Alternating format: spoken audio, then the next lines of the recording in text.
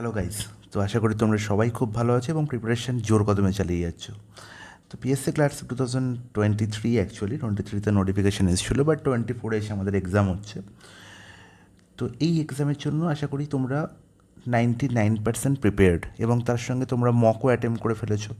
তো আমি দেখলাম প্রায় অনেকেই আমার এই যে মক টেস্ট সিরিজ আসছে, তো অনেকেই এডুকেট অ্যাপে লগ ইন করেছে এবং সেখানে তোমরা মক দিচ্ছ এবং অনেকের কাছ থেকে খুব ভালো ফিডব্যাকও পেলাম। তো আই হোপ আমরা চারটে, যেরকম 5টা মক বলেছি, তার মধ্যে fourth mock including third mock actually including one previous year mock. So চারটে মক আমাদের আপলোড করা হয়ে গেছে। তো আজকে আমরা মক 3 এর ম্যাথস কোশ্চেন সলিউশন দেখব, যেরকম আমরা মক 2 এর সলিউশন দেখেছিলাম। তো মক 3 এর প্রথম প্রশ্নে চলে আসি।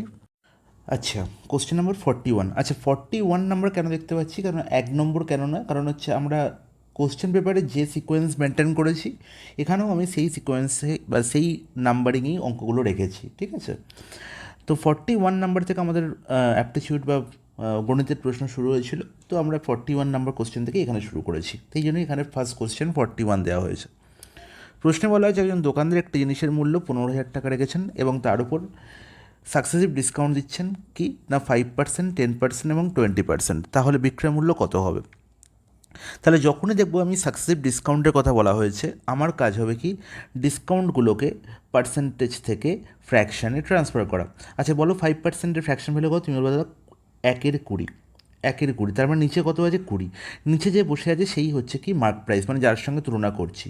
তার মানে 20 ইউনিট যদি মার্ক প্রাইস হয়, তার ওপর কী দেওয়া হচ্ছে না 1 টাকা ছাড় দেওয়া হচ্ছে। 1 টাকা হচ্ছে কি ডিসকাউন্ট। তাহলে 20 - 1 কতই বিক্রি করা হচ্ছে? 19। 20 - 1 19-এ বিক্রি করা হচ্ছে। আমরা জানি মার্ক প্রাইস থেকে ডিসকাউন্ট বিয়োগ করলেই কী পেয়ে যাই না সেলিং প্রাইস। তার মানে কি না 15,000 টাকা যদি আমার মার্ক প্রাইস হয়, তাহলে 15,000 ইন্টু 19-এর 20 করলেই আমি কী পেয়ে যাবো? সেলিং প্রাইস পেয়ে যাবো। কিন্তু একবার তো ডিসকাউন্ট দেওয়া হয়নি, আরও দুবার ডিসকাউন্ট দেওয়া হয়েছিল। প্রত্যেকটা ডিসকাউন্টের তুমি ফ্র্যাকশন ভ্যালু নির্ণয় করে নাও। তাহলে 10-এর ফ্র্যাকশন ভ্যালু কত? 10%-এর ফ্র্যাকশন ভ্যালু কত? 1/10। মানে 10 টাকা যদি মার্ক প্রাইস হয়, তাতে 1 টাকা ছাড় দেওয়া হয়েছে, মানে 9 টাকায় বিক্রি করা হয়েছে। 20%-এর ফ্র্যাকশন ভ্যালু কত? তুমি বলবে 1/5। তার মানে 5 টাকা যদি আমার মার্ক প্রাইস হয়, তাতে 1 টাকা ডিসকাউন্ট দেওয়া হয়েছে, মানে কত টাকা বিক্রি করা হয়েছে? 4 টাকায় বিক্রি করা হয়েছে। তাহলে এবার দেখো আমি কী পেয়ে গেলাম না সেলিং প্রাইস পেয়ে যাবো। সেলিং প্রাইস আমি কী করে পাবো? না মার্ক প্রাইস মানে হচ্ছে 15,000 ইন্টু 19-এর 20 ইন্টু 9-এর 10 ইন্টু 4-এর 5। তাহলে কেন আমরা গুণ করছি সেটার উদাহরণ আমি প্রথমেই বলে দিয়েছি। যদি একবার ছাড় দেওয়া হতো তাহলে কী করতাম না 19-এর 20-তেই সীমাবদ্ধ থাকতাম। যেহেতু আরও দুবার ছাড় দেওয়া হয়েছে, তাই আমার কী করতে হচ্ছে না ফ্র্যাকশনগুলোকে গুণ করতে হচ্ছে। তাহলে এবার দেখো 20 ইন্টু 5 করলে 100 হয়, এখান থেকে দুটো শূন্য ক্যান্সেল আউট হলো, এখানে 10-এর একটি শূন্য ক্যান্সেল আউট হয়ে গেল। 15 ইন্টু 4 গুণ করলে 60, আর 19 ইন্টু 9 গুণ করলে 171। তাহলে 171 ইন্টু 6 করলে হবে কত? 1026। 1026, আর একটা শূন্য আছে কোথায় না 4×15 = 60, 60-এর একটি শূন্য, তাহলে 10260। অপশান ডি হবে প্রশ্নের সঠিক আনসার। চলে যাই পরের প্রশ্নে। পরের প্রশ্নে বলা হয়েছে the ratio of monthly income and expenditure of a man is 7:3। তাহলে ইনকাম আর এক্সপেন্ডিচারের রেশিও বলা হয়েছে কত না 7:3। আর কি বলা হয়েছে? এক্সপেন্ডিচার, মান্থলি এক্সপেন্ডিচার বলে দেওয়া হয়েছে 5,400। তার মানে তিনের ভ্যালুই বলে দেওয়া হয়েছে কত? 5,400। আচ্ছা কত গুণ গো? তুমি বলে দাও 1800 গুণ। 3কে 1800 গুণ করলে 5,400 হয়। তাহলে আমাকে মান্থলি ইনকামে নির্ণয় করতে হবে, মানে 7-এর ভ্যালু নির্ণয় করতে হবে। তাহলে 7 ইন্টু 1800 করলে যা হবে সেটাই আমার কারেক্ট আনসার। এবং 7 ইন্টু 1800 করলে কত হয় না 12600। অপশন সি হবে এই প্রশ্নের সঠিক আনসার। নেক্সট প্রশ্নে চলে যাই। বলা হয়েছে ম্যান ক্যান রো 5 কিমি/আওয়ার ইন স্টিল ওয়াটার। আচ্ছা, তার মানে কি স্থির জলে নৌকার বেগ বলা হয়েছে বা মানুষটির ব্রেক বলা হয়েছে। আর রিভার ইজ রানিং অ্যাট 1 কিমি/আওয়ার, মানে কি স্ট্রিমের স্পিড দেওয়া হয়েছে, তাই তো? তাহলে আমার নির্ণয় করতে হবে বলা হয়েছে কি না it take 75 minutes to row to a place and back. তার মানে কি আমাকে ডাউন স্ট্রিমে গিয়ে আপস্ট্রিমে ফেরত আসতে একই ডিস্টেন্স, ডাউনস্ট্রিমে গিয়ে আপস্ট্রিমে ফিরে আসতে সময় লেগেছে, এটা ডাউনস্ট্রিম, এটা হচ্ছে আপস্ট্রিম, সময় লেগেছে টোটাল 75 মিনিট। আচ্ছা বলো ডাউনস্ট্রিমে মানুষটির বেগ কত হবে?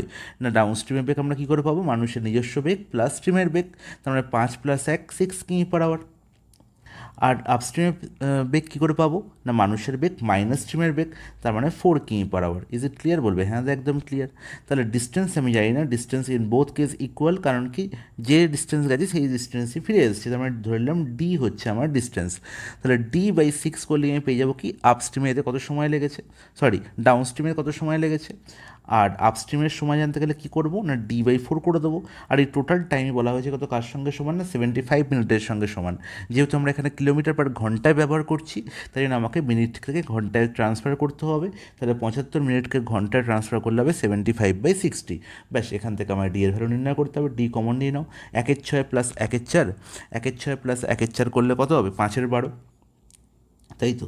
তাহলে 5/12 ডি ইন্টু 5/12 ইজিক্যাল টু 75/60।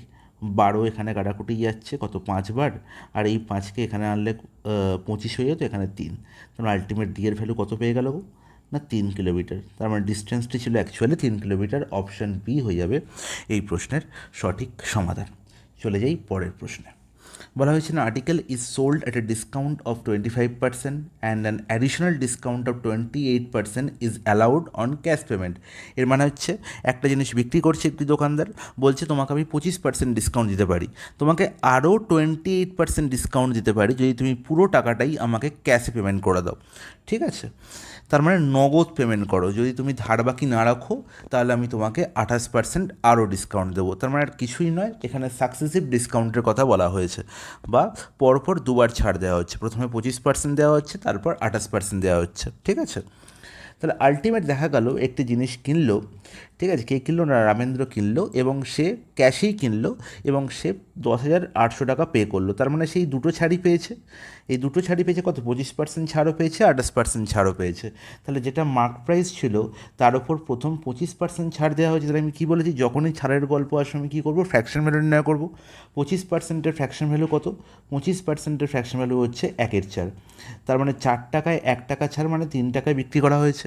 তাহলে প্রথমে মার্ক প্রাইসের উপর আমি 3/4 করেছি, তবে আমি সেলিং প্রাইস পাবো। কিন্তু অ্যাডিশনালি আর একটা ডিসকাউন্ট দেওয়া হয়েছে 28%। আচ্ছা 28%-এর ফ্র্যাকশন ভ্যালু কত গো, আমরা জানি 4% ইজিক্যাল টু 1/25। তাহলে 4% থেকে 28% কী করে পাই, 7 গুণ করে। তাহলে ফ্র্যাকশানও 7 গুণ হবে, তার মানে 7-এর 25। আচ্ছা 25 থেকে আমি কী করেছি, 7 ছাড় দিয়েছি, তার মানে কতই বিক্রি করেছি, না 18-এ বিক্রি করেছি।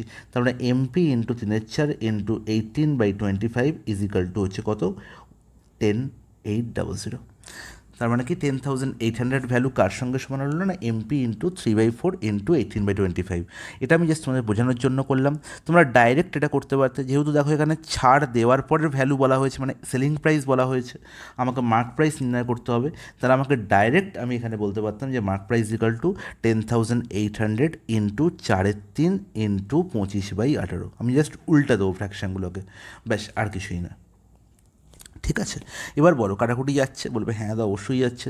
এখানে দেখতে পাচ্ছি 18×3 = 54, আর 54 2 108, মানে এখানে পড়ে রইল 200, আর এখানে 4×25 100। তার মানে আলটিমেট 20,000 পেয়ে গেলাম। আমার মার্ক প্রাইস অপশান বি হয়ে গেল এই প্রশ্নের সঠিক সমাধান। চলে যাই পরের প্রশ্নে। বলছি the list number of 5 digits which is exactly divisible by 9, 12, 15, 25 and 27। তাহলে কোনো একটা সংখ্যা list number of 5 digit, 6 digit, 7 digit, doesn't matter, আমায় শুধু দেখতে হবে যে ডিভিসিবল, এটা বিভাজ্য, সংখ্যাটা বিভাজ্য কাদের কাদের দিয়ে, 9 দিয়ে পুরোপুরি ভাগ যাচ্ছে, 12 দিয়ে পুরোপুরি ভাগ যাচ্ছে, 15 দিয়ে পুরোপুরি ভাগ যাচ্ছে, 25 দিয়ে পুরোপুরি ভাগ যাচ্ছে, 27 দিয়ে পুরোপুরি ভাগ যাচ্ছে। আচ্ছা আমাকে বলো তো, কোনো একটা সংখ্যা 27 দিয়ে ভাগ যায়, তার মানে সে 3 দিয়ে তো অবশ্যই ভাগ যায়। তাহলে 3-এর ডিভিসিবিলিটি রুল চেক করি না এই 4টে অপশানের মধ্যে। যদি একটা অপশানই পাই তাহলে আমার সেটাই হবে আনসার, যদি দুটো অপশান পাই তাহলে আমি আর একবার চেক করব অন্য কোনো ডিভিসিবিলিটি রুল দিয়ে। তাহলে দেখতে পাচ্ছি এই যে প্রথম অপশানটি এ, এখানে 3-এর ডিভিসিবিলিটি চেক করতে গেলে আমাকে কী করতে হবে, না এই সংখ্যাটির মধ্যে যে ডিজিটগুলো আছে সেগুলোর সাম 3 দিয়ে ভাগ যায় কি না। তাহলে দেখো তো, 5 আর 2 7 আর 1 8, তার মানে 8 কি 3 দিয়ে ভাগ যায়, কখনোই না, তার মানে এই অপশানটি হবে না। সিমিলারলি সি অপশানে দেখো 1 + 6 7, এখানেও হচ্ছে না, এখানে 7 হচ্ছে।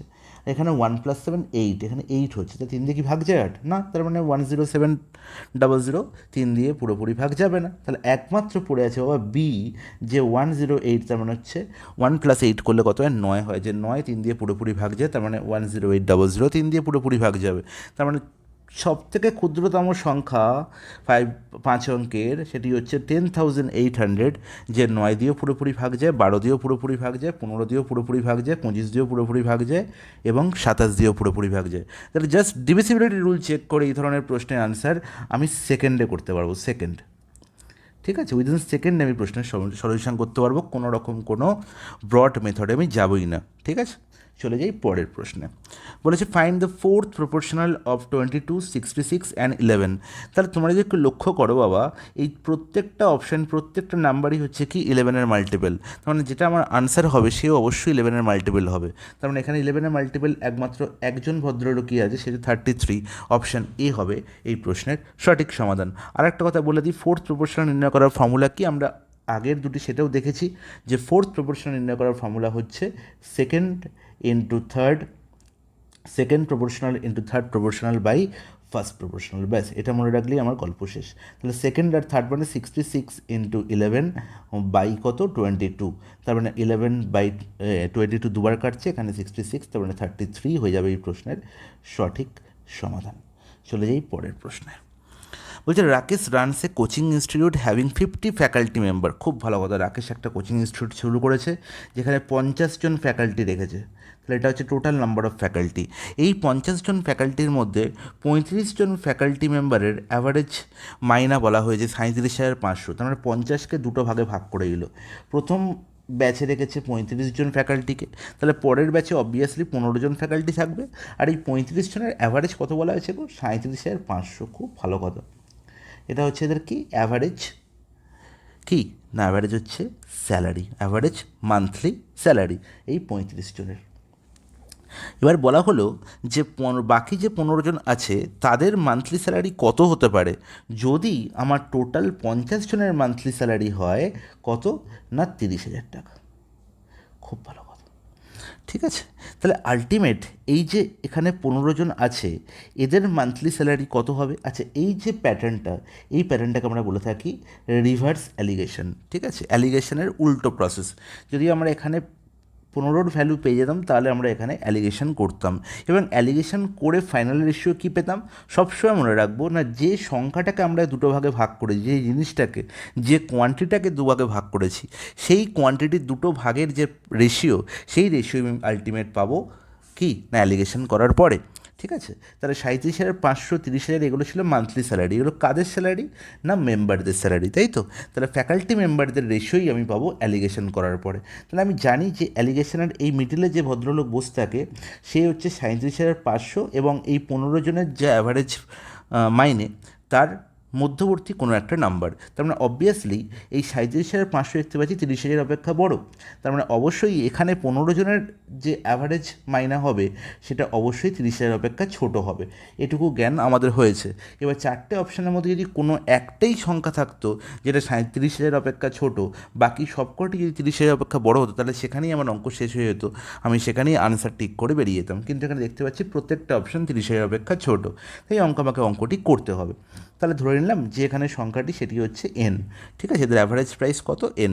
তাহলে এন অবভিয়াসলি 30,000 অপেক্ষা ছোট। তাহলে এবার দেখো অ্যালিগেশন করার সময় আমরা কী করে করি না 37,500 থেকে 30,000 বিয়োগ করে দিই। তাহলে মানে এখানে কত পেলাম না 7,500। আচ্ছা, এখানে একটা এই দুটো শূন্য আমরা ক্যান্সেল আউট করতে পারতাম, কিন্তু এখানে কতগুলো শূন্য আছে জানি না, তাই ক্যান্সেল আউট করলাম না, এরকমই রেখে দিলাম।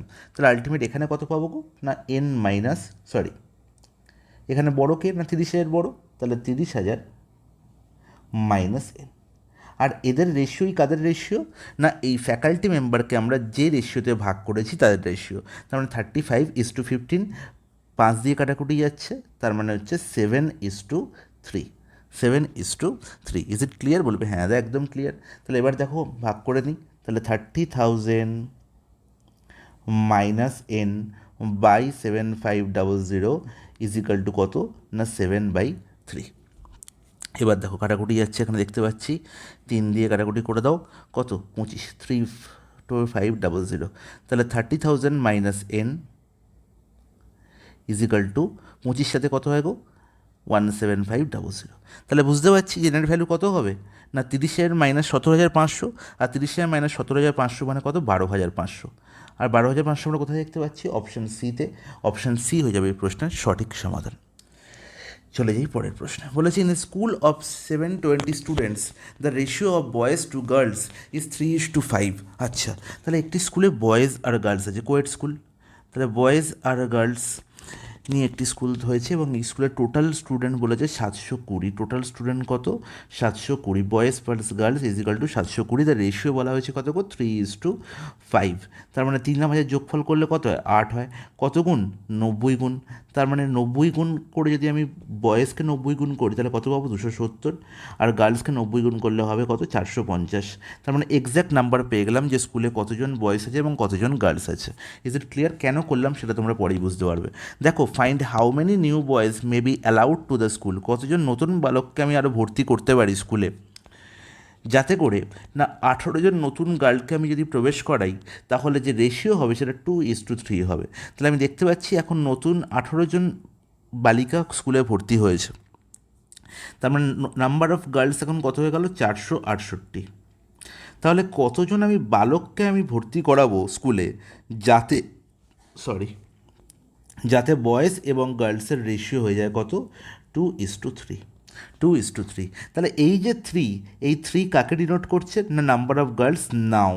তাহলে এখন নাম্বার অফ গার্লস কত 468। তাহলে এখানে কত গুণ হচ্ছে 3 15 45, 318 156 গুণ। তাহলে এখানেও 156 গুণ হবে, তাই তো। তাহলে 2 ইন্টু 156 করলে কত হয় না 312, তাই তো। 2 6 12 2, 2 15 30, এর একে 31। তাহলে 270 ছিল আগে, এখন 312 জন হয়েছে। তাহলে কতজন নতুন অ্যাডমিট হয়েছে তুমি বলবে 312 প্লাস 270, দ্যাট ইজ 42। তার মানে অপশান এ হয়ে যাবে এই প্রশ্নের সঠিক সমাধান। তো চলে যাই পরের প্রশ্নে। বলা হয়েছে 49 নম্বর কোশ্চেনে কী বলা হয়েছে, A B and C can do a piece of work in 11 days, 20 days and 55 days respectively. তাহলে এই যে প্রশ্নটি আমরা দেখতে পাচ্ছি, তাহলে এই প্রশ্নে আমরা কীভাবে এই প্রশ্নের সলিউশন করব। তাহলে প্রশ্নে আমি যখনই দেখব ইন্ডিভিজুয়াল টাইম দেওয়া হয়েছে, আমার কাজ হচ্ছে টোটাল ওয়ার্ক নির্ণয় করে নেওয়া। এ পুরো কাজটি করছে 11 দিনে, বি করছে 20 দিনে এবং সি করছে 55 দিনে, দ্যাটস ইট। ঠিক আছে, তাহলে টোটাল ওয়ার্ক কী হবে 11, 20 আর 55 এলসিএম। তাহলে 11 আর 55 এখানে ডাইরেক্ট মাল্টিপল দেখতে পাচ্ছি। ডাইরেক্ট মাল্টিপল যখনই দেখবো তাহলে বড় সংখ্যাটি হবে 11 আর 55 এলসিএম। তাহলে 11 আর 55 এলসিএম কত হয়ে গেল 55 হয়ে গেল। তাহলে 20-র মধ্যে এমন কোন সংখ্যা আছে যেটা 55-র মধ্যে নেই? তাহলে 20-র এমন কোন ফ্যাক্টর লুকিয়ে আছে 20-র মধ্যে যে 55-র মধ্যে নেই? তুমি দাদা 20 ইজিক্যাল টু আমরা লিখতে পারি 5 × 4।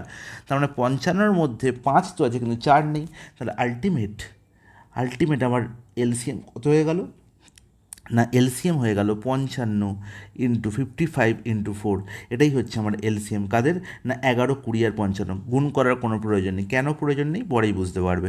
তাহলে আলটিমেট টোটাল ওয়ার্ক আমার বেরিয়ে গেল 55 × 4। তাহলে এর এফিসিয়েন্সি কত গো না 55 × 4/11, তার মানে হচ্ছে 4 × 5 20।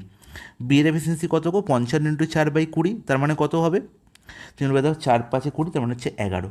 তাহলে 55 আর 55 ক্যান্সেল আউট হয়ে গেলে 4 পড়ে থাকবে সি এর এফিসিয়েন্সি। তাহলে এ বি সি এর এফিসিয়েন্সি পেয়ে গেলাম। এবার অঙ্কে কী বলা হয়েছে, how soon can the work be done, কত তাড়াতাড়ি কাজটা শেষ হতে পারে যদি A works with B on first day. তাহলে এ প্রথম দিনে কী দেখতে পাচ্ছি ফার্স্ট ডেতে দেখতে পাচ্ছি এর সঙ্গে বি কাজ করছে। সেকেন্ড ডে থেকে আমরা দেখতে পাচ্ছি এর সঙ্গে সি কাজ করছে। ঠিক আছে, তাহলে প্রথম দিন কত ইউনিট কাজ হবে না এ আর বি এর মিলিত এফিসিয়েন্সি কত 20 + 11 31, আর এ আর সি এর মিলিত এফিসিয়েন্সি কত 11 + 4 20 + 4 24। তার মানে সেকেন্ড দিনে 24 ইউনিট এবং ফার্স্ট দিনে 31 ইউনিট কাজ হলো। তাহলে টোটাল কত ইউনিট কাজ হলো 31 + 24 করলে আমরা পাই 55। তাহলে 55 ইউনিট কাজ হচ্ছে, 55 ইউনিট কাজ করছে কত দিনে না 2 days, 2 দিনে কাজ হচ্ছে। তাহলে কত ওয়ার্ক করতে হবে গো না 55 × 4 টোটাল ওয়ার্ক আমায় করতে হবে।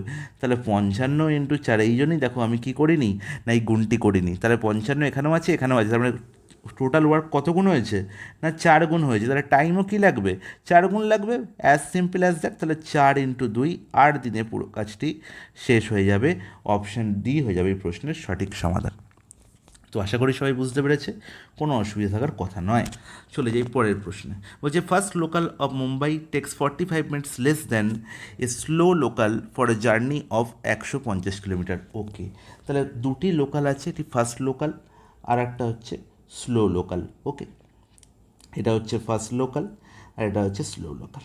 তাহলে এই দুটি লোকাল কী করছে, একটি জার্নিতে অংশগ্রহণ করেছে এবং এই জার্নিতে দেখতে পাচ্ছি আমরা যে 150 কিলোমিটার ডিস্টেন্স কভার করতে হবে। ফার্স্ট লোকাল যা টাইম লাগছে স্লো লোকালের আরও 45 মিনিট বেশি লাগছে, এটাই বলা হয়েছে। তাহলে ফার্স্ট লোকালের আমি স্পিড ধরলাম হচ্ছে S1 এবং স্লো লোকালের আমি স্পিড ধরলাম S2। ইজ ইট ওকে? বলবে হ্যাঁ একদম ওকে, কোনো অসুবিধা নেই।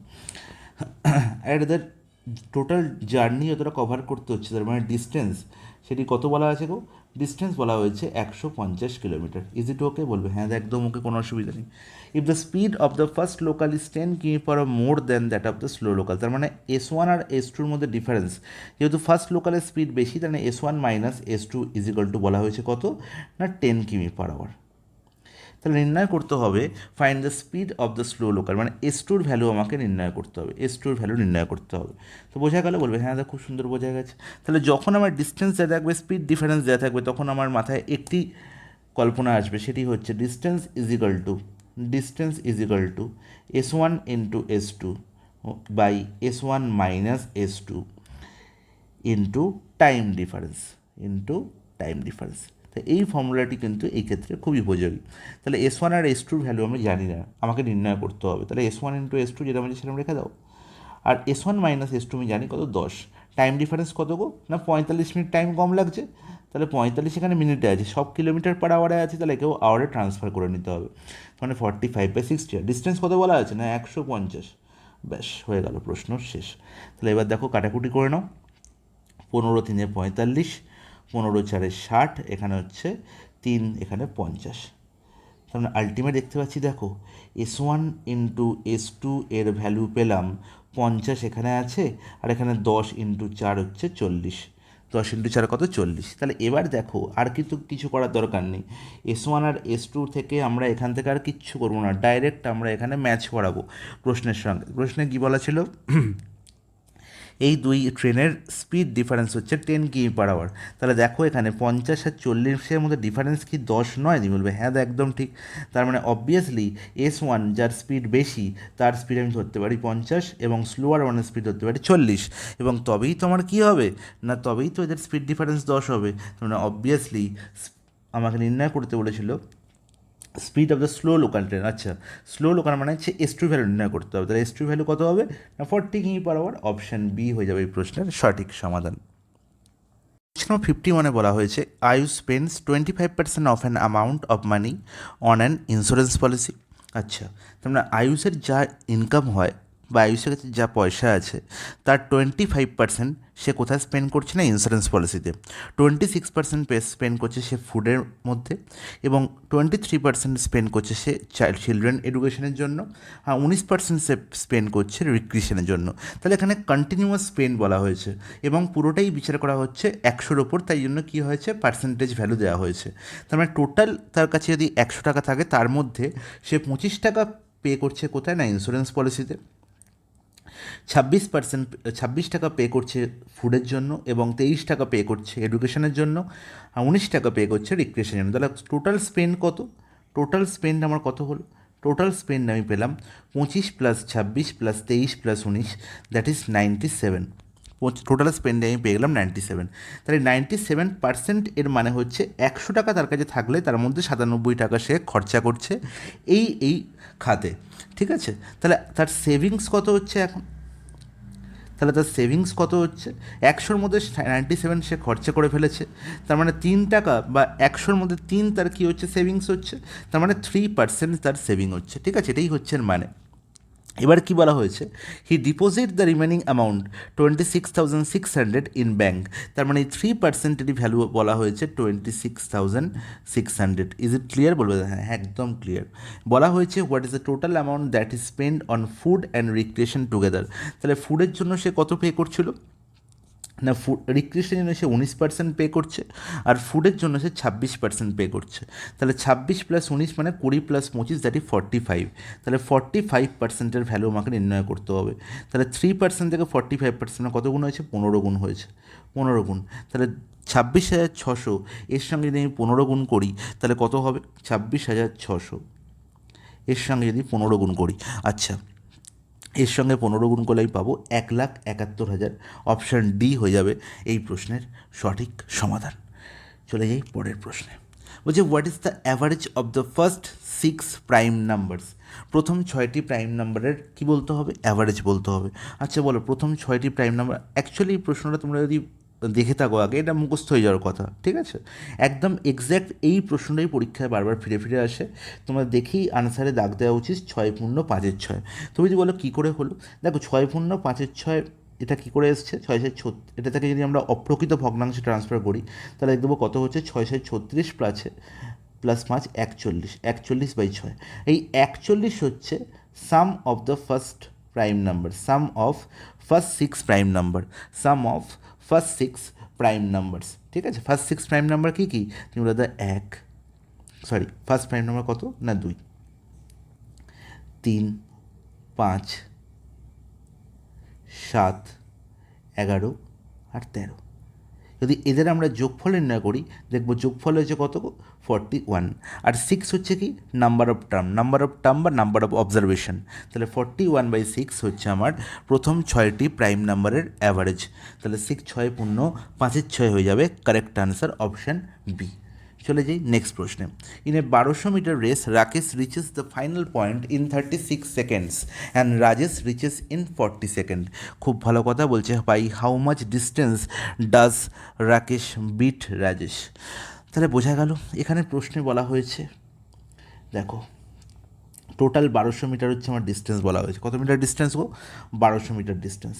এই 1200 মিটার ডিস্টেন্সে রাকেশ এবং রাজেশের সঙ্গে কি হচ্ছে না দৌড় প্রতিযোগিতা হচ্ছে, যেখানে রাকেশ 36 সেকেন্ডে 1200 মিটার কভার করছে, 36 সেকেন্ডে। তাহলে 36 সেকেন্ডে যদি রাকেশ কভার করে আর রাজেশ যদি 40 সেকেন্ডে কভার করে, তাহলে অবভিয়াসলি রাকেশই হচ্ছে উইনার আর রাজেশ হচ্ছে লুজার। তাহলে লুজার সে কতটা ডিস্টেন্সে লুজার আর কতটা টাইমে লুজার। দেখতে পাচ্ছি কি 36 সেকেন্ডে পৌঁছে যাচ্ছে রাকেশ, আরে 40 সেকেন্ডে পৌঁছাচ্ছে, মানে 4 সেকেন্ড পরে পৌঁছাচ্ছে। তার মানে 4 সেকেন্ডে রাকেশ রাজেশকে পরাজিত করছে। যদি বলে কত সময়ে পরাজিত করেছে, বলবো 4 সেকেন্ডে রাকেশ রাজেশকে পরাজিত করেছে। কত ডিস্টেন্সে পরাজিত করেছে? না 4 সেকেন্ডে রাজেশ যে দূরত্ব যায় সেই দূরত্বেতেই পরাজিত করেছে। তার মানে যখন রাজেশ এইখানে, ধরে নাও রাজেশ এখানে রাজেশ দাঁড়িয়ে আছে, তখন রাকেশ এখানে পৌঁছে গেছে, তার মানে এই ডিস্টেন্সটা রাজেশ কভার করে কত? 36 সেকেন্ডে। তাহলে বাকি ডিস্টেন্স কভার করে 4 সেকেন্ডে। তাহলে এই 4 সেকেন্ডে যতটা ডিস্টেন্সে কভার করে ততটা ডিস্টেন্সেই পরাজিত হয়েছে রাকেশের কাছে, ঠিক আছে? রাজেশ 40 সেকেন্ডে পুরো 1200 মিটার যাচ্ছে, তাহলে আমার নির্ণয় করতে হবে 4 সেকেন্ডে কত যাচ্ছে। তার মানে কি 1/10 ভাগ যাবে, তাই তো? তাহলে 1200-র 1/10 গুণ করলে কত হবে? 10/1 তার মানে 1/10 করলে কত হবে? না 120 মিটার। তার মানে 120 মিটারে পরাজিত করেছে কে? না রাকেশ রাজেশকে। চলে যাই পরের প্রশ্নে। একটি সিম্পলিফিকেশনের প্রশ্ন বলা হয়েছে। আমরা আগেও বলেছি যে বদমাশ রুল আমরা মনে রাখবো, আর কিছু নয়, বদমাশ রুল। তাহলে বদমাশ রুলে ব্র্যাকেটের কাজ আগে হয়, তারপরে অফের কাজ, তারপরে ডিভিসিবিলিটি কাজ, তারপরে মাল্টিপ্লিকেশন, তারপরে অ্যাডিশন, তারপর সাবট্র্যাকশন। তাহলে ব্র্যাকেট দেখে নিই, আগে ফার্স্ট ব্র্যাকেটের কাজ করব। তাহলে এগুলো দেখো মুখোমুখি হয়ে যায়। দেখো 3b এখানে আছে, এখানে প্লাসে, এখানে -2a আর এখানে +2a। তাহলে -2a +2a আমার এখানেই ক্যান্সেল আউট হয়ে গেল। 3b - b করলে আমরা 2b পাবো, আর প্লাসে এখানে বাইরে একটা মাইনাস আছে। তাহলে এবার দেখো এখানে লিখবো কি b + 2a, ঠিক আছে? -3b - b মানে হচ্ছে +2b, তার মানে -2b, বাইরে মাইনাস সাইনের জন্য। আর +a ছিল, ওটা -a হয়ে গেল, আর এখানে আরেকটি -a পরে বসে আছে। ব্যাস অঙ্ক শেষ। দেখো প্লাস এখানে -a তার মানে -2a +2a ক্যান্সেল আউট হয়ে গেল। b - 2b দ্যাট ইজ কত হবে? b - 2b হবে -b। আচ্ছা এখানে এই যে 2a এখানে লিখে ফেলেছি, 2a এখানে হবে না, এটা হচ্ছে প্রিন্টিং মিস্টেক। -b হবে এই প্রশ্নের সঠিক সমাধান, অপশান বি হয়ে যাবে এই প্রশ্নের সঠিক সমাধান। Is it clear? বলবে হ্যাঁ দা একদম ক্লিয়ার, কোনো অসুবিধা নেই। নেক্সট প্রশ্ন বলছে A's income is 30% more than B's income. 30% more, তার 30%-এর ফ্র্যাকশন ভ্যালু কত গো? 3/10। তার মানে A's income is 30% more than B's income. তার মানে যে পরে বসে যার সঙ্গে তুলনা হচ্ছে সে কোথায় থাকবে? হরে। তার মানে বি এর ইনকাম যদি 10 হয়, এর ইনকাম হচ্ছে বি এর থেকে 3 বেশি। তাহলে 3 বেশি হলে কত হবে? 3/13 হবে। তাহলে এর ডাইরেক্ট আমি ইনকাম পেয়ে গেলাম কত? 13। বি এর ইনকাম যদি 10 হয়, এ ইনকাম 3 বেশি, তার মানে 10 + 3 কত? 13। এবারে বলেছে যে বি এর ইনকাম আলটিমেট এর থেকে কত কম। তাহলে বি এর ইনকাম যদি 10 হয়, এর ইনকাম 13, তাহলে বি এর ইনকাম কত কম? না 13 - 10 কম। 13 - 10 তার মানে 3 কম। কতর মধ্যে 3 কম? কার সঙ্গে তুলনা করা হচ্ছে এখন? এর সঙ্গে। তার মানে 13-র মধ্যে 3 কম। তাহলে 3/13 × 100 আমায় করতে হবে, তাহলেই আমি পার্সেন্টেজ পেয়ে যাব। আচ্ছা বলো তো 3/13 × 100 করলে কত হবে? তার মানে 300/13। দেখো এই প্রশ্নের সমাধান পুরো ভাগ করার দরকার নেই। প্রথমে 30 কতবার যাচ্ছে? দুবার যাচ্ছে, তার মানে কি 20 পয়েন্ট সামথিং হবে, তাই তো? মানে 20 থেকে 30-এর মধ্যেই কোনো একটা ভ্যালু হবে। 30-এর ঘরে যাব না, 2-এর ঘরেই থাকবে। তাহলে দেখো এখানে 2-এর ঘরে একটাই অপশান আছে, সেটা হচ্ছে অপশান সি 23.85। বাকি সবকটি আমরা 30-এ চলে গেছি। তাহলে 30-এর আনসার আমার আসতেই পারে না, কারণ প্রথমে 30-এর মধ্যে 13 দুবারই যাচ্ছে, 13 দুগুণে 26, এর বেশি হতেই পারে না। কারণ অপশান সি হবে কারেক্ট আনসার। পুরো ভাগ করে সময় নষ্ট করার কোনো দরকার নেই। চলে যাই পরের প্রশ্নে। The LCM of 2 numbers is 5 times their HCF. খুব ভালো কথা। তার মানে এলসিএম আমরা কি করে পাবো গো? না এইচসিএফ এর সঙ্গে 5 গুণ করে। ইজ নট ইট? বলবে হ্যাঁ দা একদম ঠিক। তার মানে এখান থেকে আমরা বলতে পারি যে এলসিএম আর এইচসিএফ এর রেশিও হচ্ছে 5:1। এলসিএম আর এইচসিএফ রেশিও হচ্ছে 5:1। তার মানে এলসিএম যদি 5x হয়, এইচসিএফ কত? এক্স। আমরা জানি দুটো সংখ্যার ক্ষেত্রে সংখ্যা দুটোর গুণফল এবং এলসিএম আর এইচসিএফ এর গুণফল ইকুয়াল হয়। তার মানে এলসিএম আর এইচসিএফ গুণফল কত? 5x²। 5x² কত বলা হয়েছে? সংখ্যা দুটোর গুণফল দেখো বলা হয়েছে 20480। তাহলে 20480-র সঙ্গে ইকুয়াল 5x²। তাহলে এখান থেকে x² ভ্যালু পেয়ে যাব। কত হচ্ছে গো? 4 এখানে দেখতে পাচ্ছি। আর কত হচ্ছে এখানে? তারপরে হচ্ছে 9 আর 6, তাই? তাহলে 4096 আছে। 4096 কার স্কোয়ার? 4096 কার স্কোয়ার? 4096 আবার 64-এর স্কোয়ার, 64। তার মানে এক্সের ভ্যালু কত হবে? 64 হয়ে যাবে এক্সের ভ্যালু। তাহলে এক্স কাকে ধরেছিলাম? না এইচসিএফ। তার মানে এইচসিএফ পেয়ে গেলাম কত? 64। তার মানে এলসিএম কত হবে? 64 × 5, দ্যাট ইজ 320। অপশন এ হয়ে যাবে এই প্রশ্নের সঠিক সমাধান। চলে যাই পরের প্রশ্নে। বলছে Arun can complete 2/3 of the work in 12 days। খুব ভালো কথা। 2/3 অফ দ্য ওয়ার্ক তার মানে কি? পুরো কাজ, এই যে ফ্র্যাকশনের দিকে ভালো করে লক্ষ্য করবে। পুরো কাজ যদি 3 হয়, তার মধ্যে 2 করছে কত দিনে? 12 দিনে। 2 করছে কত দিনে? 12 দিনে। তাহলে টোটাল ওয়ার্ক যদি 3 হয়, তার মধ্যে 2 ইউনিট ওয়ার্ক করছে 12 দিনে। তাহলে 2 ইউনিট যদি ওয়ার্ক যদি 12 দিনে করে, তার মানে 1 ইউনিট ওয়ার্ক করবে 6 দিনে, তাহলে 3 ইউনিট ওয়ার্ক করবে কত দিন? না 18 দিনে। তাহলে পুরো কাজটি অরুণ 18 দিনে শেষ করতে পারে। আমাকে বলেছে how many days can he complete 1/6 of the same work. তাহলে 18 দিন লাগছে পুরো কাজটা করতে। তাহলে 1/6 করতে টাইমও 1/6 লাগবে। তাহলে 18 × 1/6 করলে কত হবে? 3 ডেজ। তার মানে 3 ডেজ টাইম লাগবে অরুণের এর 1/6 কাজ কমপ্লিট করতে। অপশন ডি হয়ে যাবে এই প্রশ্নের সঠিক সমাধান। চলে যাই পরের প্রশ্নে। Solve the following expression. আচ্ছা এই প্রশ্নটি দেখে তোমরা যদি গুণভাগ যোগ বিয়োগ করতে বসো তাহলেই হয়েছে আর কি, ওখানেই তোমার পরীক্ষা শেষ। তাহলে দেখো তুমি এটা ভালো করে জিনিসটা লক্ষ্য করবে। 2.48 এখানেও, 2.48 এখানেও, তাহলে দুবার 2.48 গুণ করছি। 1.52 এখানেও, 1.52 এখানেও। তার মানে সামহাও এখানে কোনো গল্প আছে। দেখো তো ওই 0.96কে আমরা লিখতে পারি যে 2.48 - 1.52 লিখতে পারি কি? বলবে হ্যাঁ দা অবশ্যই লিখতে পারি। তার মানে যদি 2.48কে এ এবং 1.52কে বি লিখে নিই, ধরে নিই যদি, তাহলে মানে দেখতে পাচ্ছি ওপরে কী আছে? লবে কী আছে? 2.48 × 2.48 মানে কি? এ ইন্টু এ, তার মানে এ স্কোয়ার। 1.52 × 1.52 তার মানে B into B, that is B square.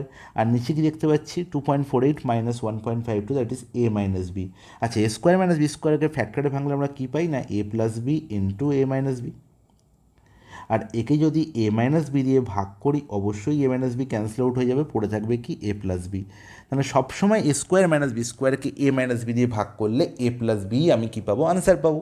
R A plus B মানে কি 2.48 প্লাস 1.52 অ্যান্ড দ্যাট মিনস 4 হয়ে যাবে এই প্রশ্নের সঠিক সমাধান অপশান বি। তাহলে নেক্সট টাইম থেকে যখন এই প্রশ্নটা এরকমভাবে দেখবো আমি ডাইরেক্ট ভাববো কি এখানে ওপরে স্কোয়ার মাইনাস বি স্কোয়ার আছে, নিচে এ মাইনাস বি আছে, তার মানে এ প্লাস বি হবে আমার কারেক্ট আনসার।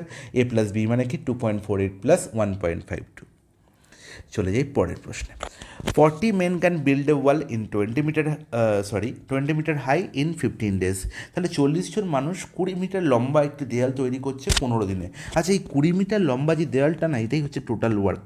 20 মিটার লম্বা যে দেয়ালটা তৈরি করছে এটাই হচ্ছে টোটাল ওয়ার্ক। আর আমরা জানি ওয়ার্ক ইজ ইকাল টু কী হয়, ওয়ার্ক ইজ ইকাল টু কী হয় না days into man into days, man into days is equal to হচ্ছে ওয়ার্ক। এবার কি বলা হচ্ছে না, যে কাজটা বলা ছিল 20 মিটার হাই ওয়াল তৈরি করতে হবে সেটা এখন 25 মিটার হাইট করে দিয়েছে, 25 মিটার হাইট করে দিয়েছে, এবং টাইম বলা হয়েছে 6 days। তাহলে কতজন লোক লাগবে সেটা নির্ণয় করতে হবে। তাহলে আমাকে মনে রাখতে হবে যে M1D1 by M2D2 is equal two W1/W2, W1/W2। তাহলে M1 কত ছিল এখানে, 40 জন মানুষ ছিল প্রথমে। D1 কত ছিল গো না 15 দিন টাইম লাগছিল। W1 কত ছিল 20 মিটার হাইটের কী ছিল, 20 মিটার হাইটের আমার ওয়াল ছিল। আর এখন M2 কত লাগছে আমার নির্ণয় করতে হবে। D2 বলা হয়েছে 6 আর ওয়ার্ক বলা হয়েছে কত 25 গুণ 25 হয়ে গেছে 25 মিটার। ওকে, তাহলে এবার দেখো কাটাকুটি করে ফেলো, সহজে প্রশ্নের সমাধান পেয়ে যাবো। 20 এখানে 2 2 3 6 3 5 15, তার মানে আলটিমেট M2-র ভ্যালু কত পেয়ে গেলাম না 25 × 5 দ্যাট ইজ 125। অপশান ডি হয়ে যাবে এই প্রশ্নের সঠিক সমাধান। চলে যাই পরের প্রশ্নে। A sum was put at simple interest at a certain rate for 2 years। কোনো একটি টাকা সিম্পল ইন্টারেস্টে 2 বছরের জন্য রাখা হয়েছিল। যদি ইন্টারেস্ট রেট 3% আরও বেশি হতো, যদি ইন্টারেস্ট রেট 3% বেশি হতো তাহলে 72 টাকারও বেশি ইন্টারেস্ট পাওয়া যেত। তাহলে প্রিন্সিপাল কত ছিল সেটাই এবার নির্ণয় করতে হবে। আমাকে নির্ণয় করতে হবে না প্রিন্সিপাল কত ছিল। আচ্ছা দেখো তো এখানে যে 3% হায়ার রেট, এই যে 3% হায়ার রেটের মানে কি, মানে 100 টাকায় যদি আরও 3 টাকা বেশি ইন্টারেস্ট পাওয়া যেত, আর 2 বছরে 1 বছরে পাচ্ছি 3 টাকা বেশি ইন্টারেস্ট, তাহলে 2 বছরে কত টাকা ইন্টারেস্ট পাবো এই বেশি না 6 টাকা। তার মানে 6% আমার কী হয়ে গেল এসআই পার্সেন্টেজের এক্সট্রা ইনকাম, এসআই পার্সেন্টেজে এক্সট্রা ইনকাম, তাই তো। তাহলে 6% ইনকাম বেশি হচ্ছে আমার, 6% ইন্টারেস্ট আমি বেশি পাচ্ছি। 6% ইন্টারেস্ট বেশি পাওয়া মানে কি না 100 টাকা আমি যদি প্রিন্সিপাল রাখতাম 6 টাকা বেশি পাচ্ছি, তাই তো 6 টাকা বেশি পাচ্ছি। আর এই 6-এর ভ্যালু কত বলা হয়েছে 72, তাহলে 6%-এর ভ্যালু বলা হয়েছে 72 টাকা। 6%-এর ভ্যালু কত বলা হয়েছে 72 টাকা। নির্ণয় করতে হবে সাম, তাহলে সাম মানে কি 100%-এর ভ্যালু নির্ণয় করতে হবে। কত গুণ এখানে 6 থেকে 72, 12 গুণ হয়েছে বাবা। তাহলে 100-কে 12 গুণ করলে আমরা কত পাবো 1200 পেয়ে যাব। অপশান সি হয়ে যাবে এই প্রশ্নের সঠিক সমাধান। তাহলে আমি 1200 টাকা ব্যাংকে রেখেছিলাম। ওকে, চলে যাই পরের প্রশ্নে। 2 সাকসেসিভ ডিসকাউন্ট অফ 30% অ্যান্ড 20%। আচ্ছা, 30% আর 20% সাকসেসিভ ডিসকাউন্টকে যদি আমার সিঙ্গেল ডিসকাউন্টে ট্রান্সফার করতে হয় আমি কী বলেছি, রেশিও ধরে আমরা তখনই করব যখন কোনো ফ্র্যাকশন এরকম থাকবে যেটা 10-এর মাল্টিপল নয়। যখনই 10-এর কোনো মাল্টিপল থাকবে তাহলে ডাইরেক্ট আমি ফর্মুলা লিখব। ফর্মুলা কি না a + b - ab/100, এত পার্সেন্টেজ হচ্ছে আবার সিঙ্গেল ডিসকাউন্ট হয়ে যাবে। তাহলে এখানে 30 আর 20, এ হচ্ছে 30 আর 20-কে বি ধরে নাও, তাহলে 30 + 20 দ্যাট ইজ 50, আর -30 × 20 মানে 600/100 মানে 6। তাহলে 50 - 6 করলে কত হবে 44% হয়ে যাবে এই প্রশ্নের সঠিক আনসার। আমি যে দুটো স্টেজ দেখলাম এটা হচ্ছে সুপারফ্লুয়াস, পরীক্ষা হলে লিখবই না, এগুলো ওরালি আমার কী হয়ে যাবে ক্যালকুলেশন হয়ে যাবে। 44% এই প্রশ্নটা দেখে আনসার করতে হার্ডলি 3 সেকেন্ড লাগা উচিত, এর বেশি নয়। নেক্সট প্রশ্ন, a train of length 180 metre takes 40 second to cross a tunnel of length 500 metre. আচ্ছা, যখন একটা ট্রেন এমন একটা জিনিসকে অতিক্রম করে যার একটা দৈর্ঘ্য আছে, তখন ট্রেন কী করে নিজের দৈর্ঘ্য অতিক্রম করে প্লাস টানেলের দৈর্ঘ্য অতিক্রম করছে। তাহলে নিজের দৈর্ঘ্য কত বলা হয়েছে দেখো তো, ট্রেনটি বলা হয়েছে 180 মিটার তার লেন্থ।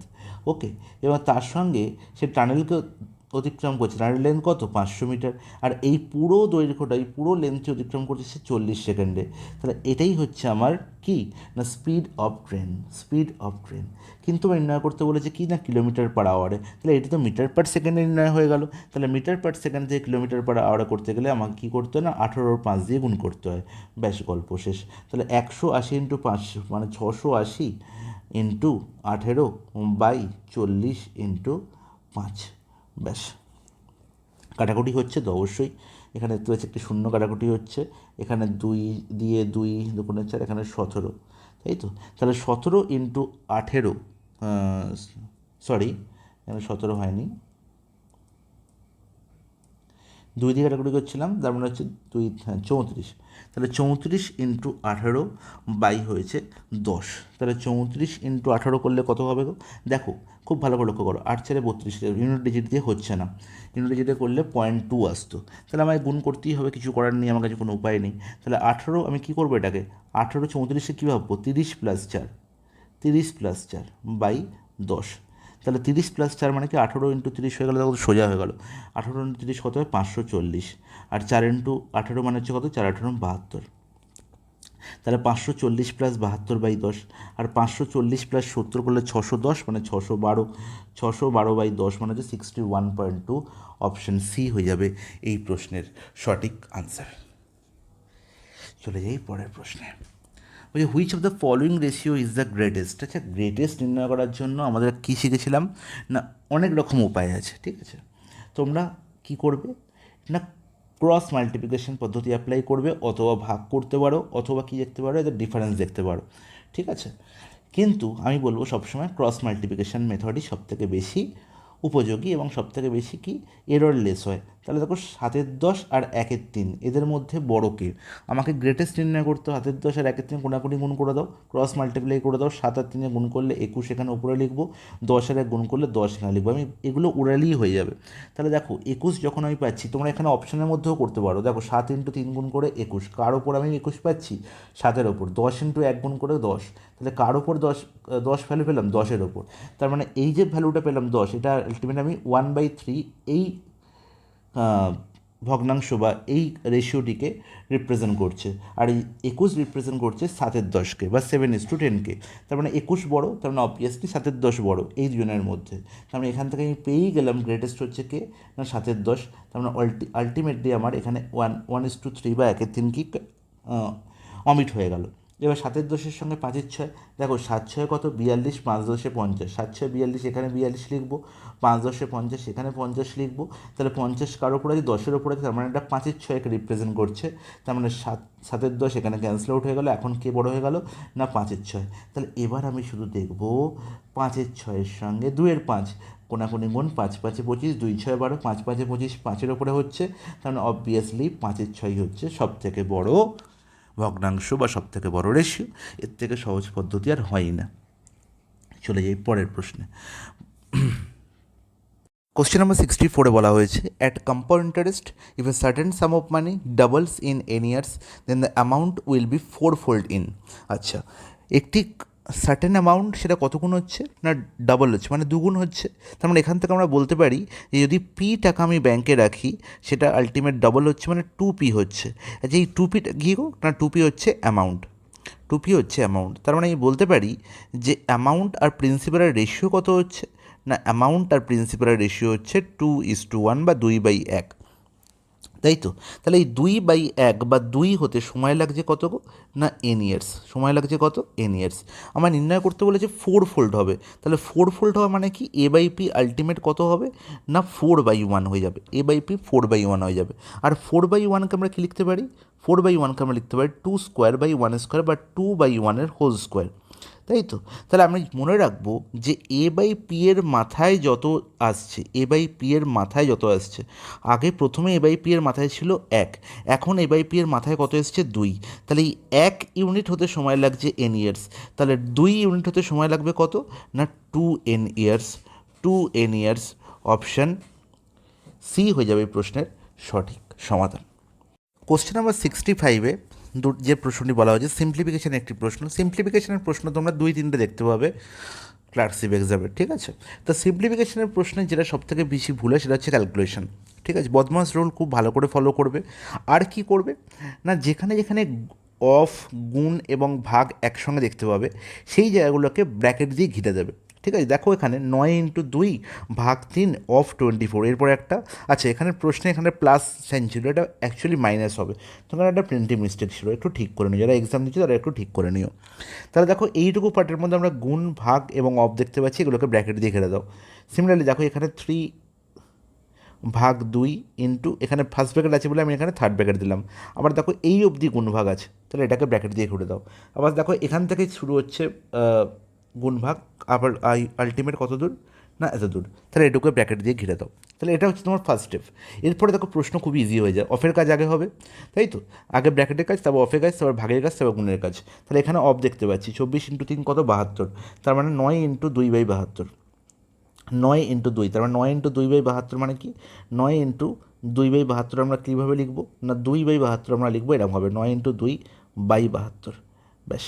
তাহলে আলটিমেট 18/72 মানে হচ্ছে 1/4 পেলাম। এইটুকু পার্ট থেকে আমরা পেয়ে গেলাম কত 1/4। বলো কত ইজি হয়ে গেল, দেখো মুখোমুখি ক্যালকুলেশন হয়ে যাবে।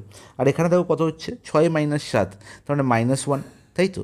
তাহলে 3/2, তার মানে হচ্ছে আমরা লিখবো এটাকে মাইনাস, এখানে যা আছে থাক, 3/2 মানে হচ্ছে 3/2 ইন্টু -1 আর ইন্টু 2, তাহলে এই 2 ক্যান্সেল আউট হয়ে গেল। আর প্লাস এখানে আছে, এখানে কত পড়ে রইলো না 3/3 তাহলে 3/5 আগে করতে হবে, 3/5 মানে কত 15, তাহলে 3/15 মানে হচ্ছে 1/5, ব্যাস আর তো কিছু নেই। তাহলে এখানে দেখো -1, এই মাইনাস আর এই মাইনাস হয়ে গেল কি প্লাস, তার মানে 1/4 তো রইলো, প্লাস কত হলো 3 হলো, আর প্লাস 1/5, তাহলে বলো এর থেকে ইজি প্রশ্ন আর তো হয় না।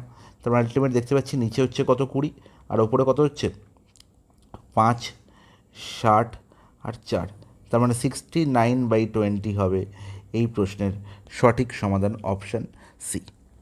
চলে যাই পরের প্রশ্নে।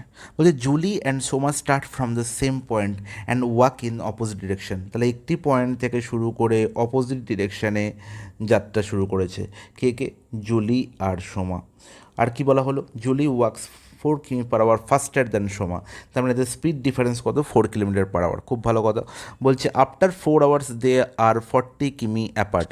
আচ্ছা আমাকে বলো তো, যদি জুলির স্পিড এক্স হয় আর সোমার স্পিড ওয়াই হয়, তাহলে 1 ঘন্টা পরে এদের ডিস্টেন্স কী হবে x+y, কারণ 1 ঘন্টায় এই পয়েন্ট থেকে শুরু করে এক্স যাবে কে জুলি, এক্স কিলোমিটার বা এক্স ইউনিট দূরত্ব যাবে, আর ওয়াই ইউনিট দূরত্ব যাবে কে সোমা।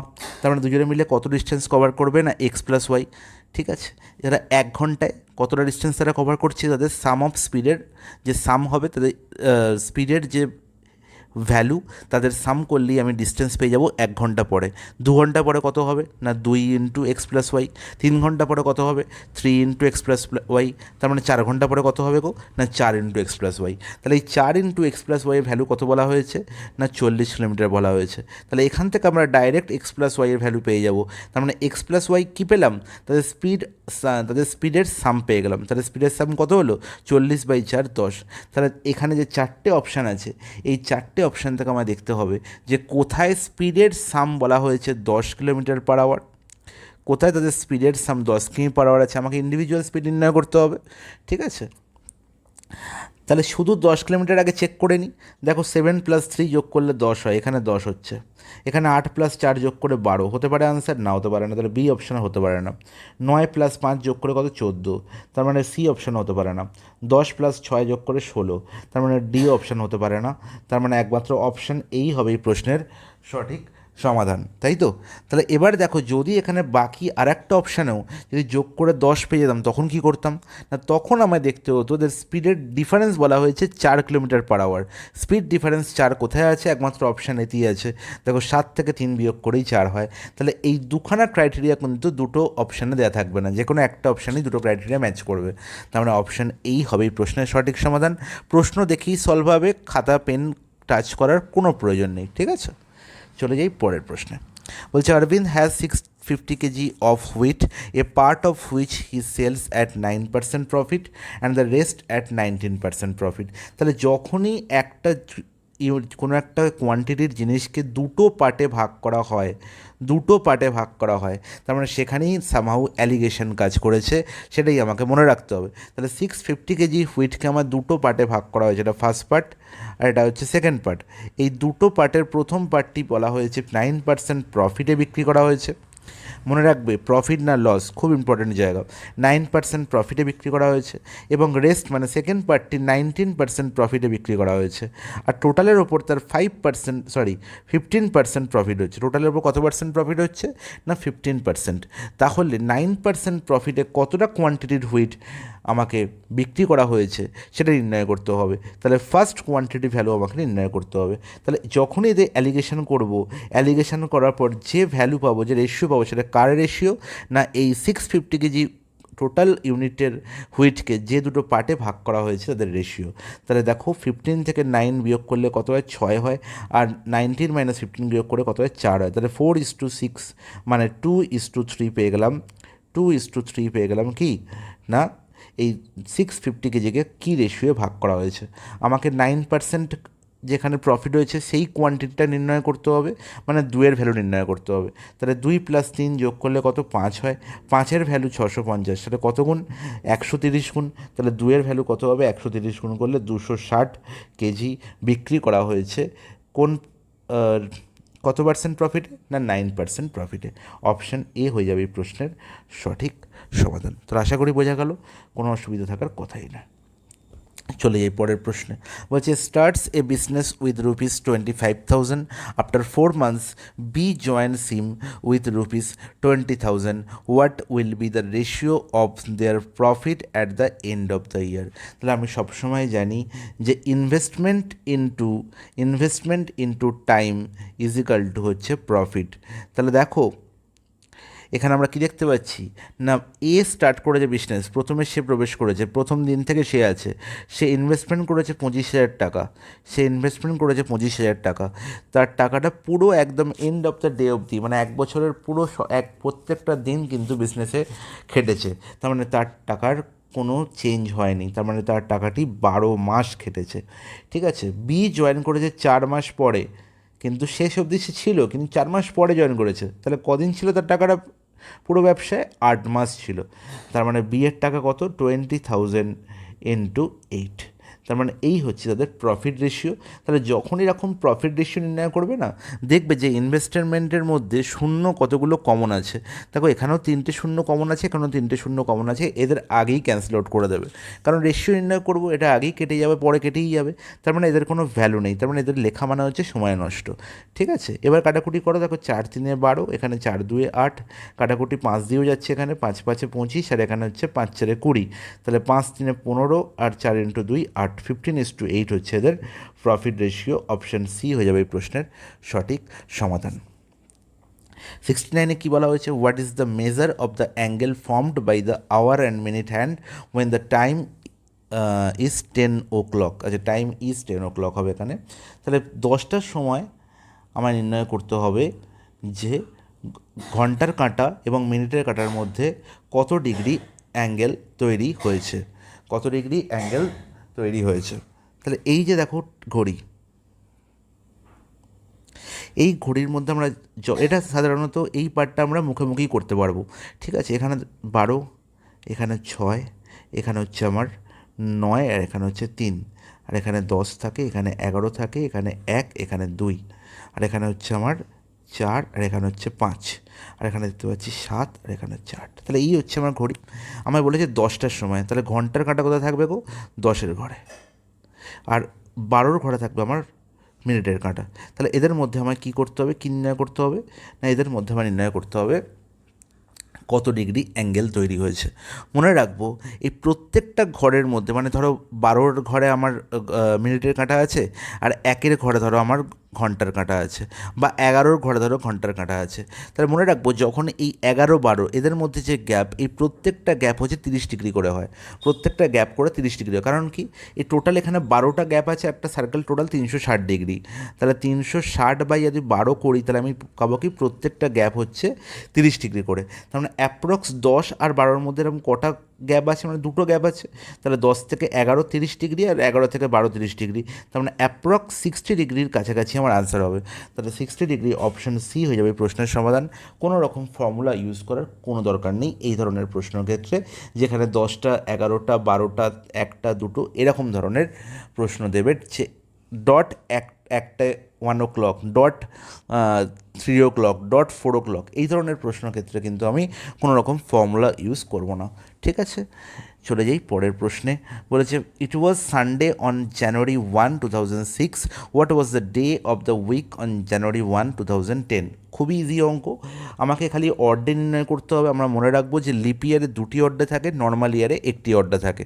ঠিক আছে, তাহলে এখানে শতাব্দী কিছু নেই। ঠিক আছে, 2006 থেকে শুরু করেছি 2010 অবধি। আচ্ছা, 2006 January 1, তার মানে 2006 পুরোটা একটা ইয়ার নিতে হবে। তাহলে 2006 কি অড ডে? না। তার মানে 2006 কি লিপ ইয়ার? না। তার মানে 2006 একটি অড ডে আছে।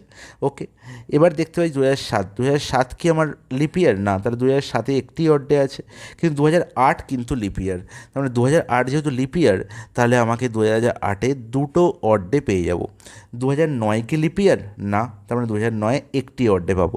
2010-এর January 1, তার মানে 2010-এ তো আমার যেতে হচ্ছে না, 2010-এ আমাকে আর অড ডে কাউন্ট করতে হবে না। তাহলে এই হচ্ছে টোটাল অড ডে।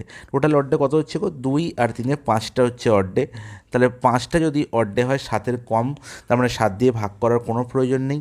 তাহলে 5টা অড ডে মানে 5 দিন পরে যে দিনটা হবে সেই দিনটাই হচ্ছে January 1, 2010-এর সেই দিনটিই হবে। তাহলে January 1, 2006 ছিল সানডে। সানডে থেকে 5 দিন যোগ করলে আমরা কত পাবো? ফ্রাইডে পাবো। অপশান সি হবে এই প্রশ্নের সঠিক সমাধান। তাহলে এই ছিল 30টি প্রশ্ন তোমাদের মক 3-এর। আচ্ছা, মক 4 আপলোড করা হবে কালকে সকালে বা দুপুরের মধ্যে তোমরা মক 4 পেয়ে যাবে। কাল হচ্ছে থার্সডে, তা তোমাদের এক্সাম হচ্ছে স্যাটারডে এবং সানডে। তা তোমরা খুবই ইজিলি মক 4 অ্যাটেম্প করবে এবং মক 4-এর আমি সলিউশনও দেবো শুক্রবার দিন। এবং মক 4 দিয়ে তোমরা স্যাটারডে তোমরা কী দিতে যাবে না, একদম ডাইরেক্ট এক্সাম দিতে যাবে। আর এক্সাম দিয়ে এসে আমাকে অবশ্যই জানাবে তোমাদের এই এক্সাম সিরিজ চলার পরে তোমাদের কতটা সুবিধা হলো, কতটা তোমাদের ফ্রুটফুল হলো এই 4টে এক্সাম দেওয়ার ফলে, পরীক্ষা লেগে কতটা তোমরা অ্যাকুরেসির সঙ্গে আনসার করতে পারলে। তো চলো, আজকে ক্লাস এখানেই শেষ করলাম।